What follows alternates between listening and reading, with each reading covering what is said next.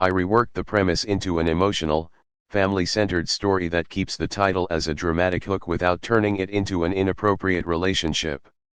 Writing. The words hit so quietly that they barely sounded real. Take me somewhere private. For a second, my heart froze, not because I understood what they meant, but because I saw the fear behind them. Have you ever looked into someone's eyes and realized they weren't asking for comfort, money, or forgiveness? They were simply begging for someone to listen before their world fell apart? If you had been standing there that afternoon, what would you have done? It happened in a small town outside Columbus, Ohio, where life looked peaceful from the outside but carried invisible battles behind almost every front door. I had not spoken to my former girlfriend, Rachel, in nearly 2 years after our painful breakup.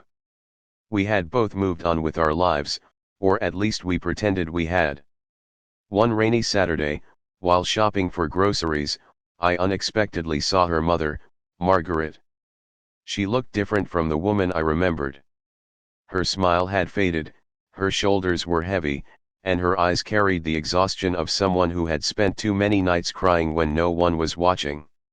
She walked toward me with trembling hands and quietly whispered, "Take me somewhere private."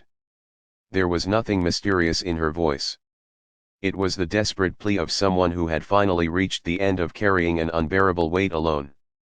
I drove her to a quiet public park overlooking a small lake where families usually gathered during summer afternoons. The rain had emptied the walking paths, leaving only the sound of water touching the shore. Sitting on a weathered wooden bench, Margaret finally released the tears she had been holding back. She explained that her husband had suffered a severe stroke months earlier. Medical bills had consumed nearly every dollar they had saved over decades of hard work. Rachel had moved across the country for a demanding job and barely knew how serious everything had become because Margaret refused to burden her daughter. Pride had become her prison. She had smiled through church services, grocery lines, and neighborhood conversations while silently wondering how she would keep the lights on next month. Listening to her reminded me that life has a strange way of erasing old resentments when real suffering appears. My breakup with Rachel had once felt like the greatest pain I would ever experience. Sitting beside her mother that afternoon, it suddenly seemed so small. Sometimes the people we think have hurt us are carrying wounds much deeper than we can imagine. Margaret admitted she had recognized me several weeks earlier but lacked the courage to approach me. That day, something inside her finally broke. She did not want money. She did not expect miracles. She only wanted one person outside her family to know the truth because keeping everything hidden had become heavier than the problems themselves. During the following weeks, I quietly began helping without expecting anything in return. I contacted local charities, spoke with neighbors, and organized volunteers from the community church to prepare meals and assist with transportation to medical appointments. I spent weekends repairing things around the house that had slowly fallen apart while Margaret focused entirely on caring for her husband.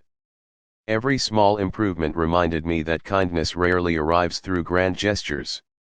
More often, it arrives disguised as ordinary people showing up when everyone else has disappeared.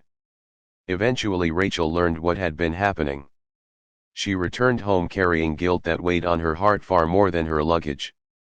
She had believed her parents were managing because every phone call ended with her mother insisting everything was fine. When she walked into the hospital room and saw her father's condition with her own eyes, she realized how much had been hidden behind those reassuring words.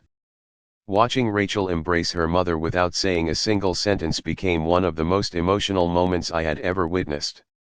Sometimes love speaks loudest through tears instead of words. Time slowly brought changes that no one believed possible during those darkest days. Margaret accepted help instead of refusing it. Rachel arranged to work remotely for several months so she could stay close to her parents. Neighbors who had barely exchanged greetings before suddenly became like extended family. The community raised enough money to ease the crushing medical expenses, and local volunteers continued supporting the family long after the headlines of generosity had faded. It reminded everyone that real compassion is not measured by one generous afternoon but by choosing to remain present when life continues to be difficult. One evening, while watching the sunset paint the Ohio sky with warm shades of orange and gold, Margaret thanked me for stopping that day in the grocery store parking lot. She admitted she almost turned around before speaking because she feared being judged or misunderstood. Instead, she found someone willing to listen. That single decision changed more lives than either of us could have imagined. It taught me that the most powerful act of kindness is often giving another person a safe place to tell the truth they have been hiding from the world. Months later, Margaret's husband slowly regained enough strength to walk short distances with assistance. Recovery remained difficult, but hope had returned to the family. The house no longer felt silent and defeated. Laughter occasionally echoed through the kitchen again. Holiday dinners became smaller than they once were, yet somehow they felt richer because every person around the table understood how close they had come to losing everything that truly mattered. Hardship had not destroyed them. It had stripped away pride, resentment, and unnecessary distractions until only love remained. As I drove home after visiting them one last time before moving to another city for work, I thought about that quiet whisper that had changed so many lives. It would have been easy to misunderstand those words or simply walk away. Instead, they became the beginning of healing, forgiveness, and a reminder that every stranger we meet may be fighting a battle we cannot see.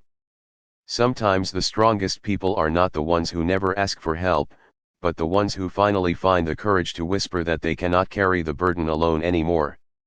Before this story ends, tell us in the comments, have you ever experienced a moment when one small act of kindness changed someone's life forever? As the miles disappeared behind me, I realized the greatest gift we can give another human being is not wealth, advice, or perfect solutions.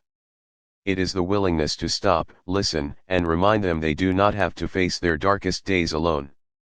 Some whispers are not invitations into secrets. They are quiet cries for hope, and answering them with compassion can create second chances that echo for a lifetime. If this story touched your heart, please like, comment, share, and subscribe so more people can be reminded that even the smallest act of kindness can change a life forever.